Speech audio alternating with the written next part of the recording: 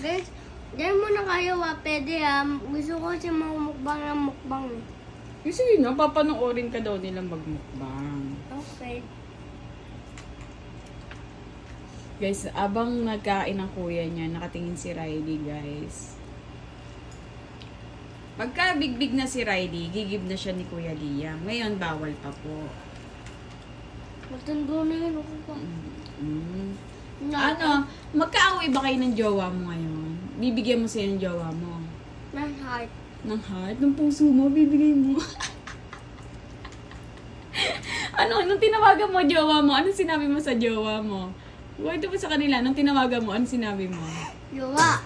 Oh. Hindi, anong tawag mo? Oh. Sweetie. Oh.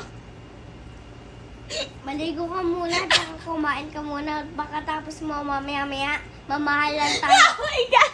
Si Daddy, guys. Oh, galit kay Liam nakatingin.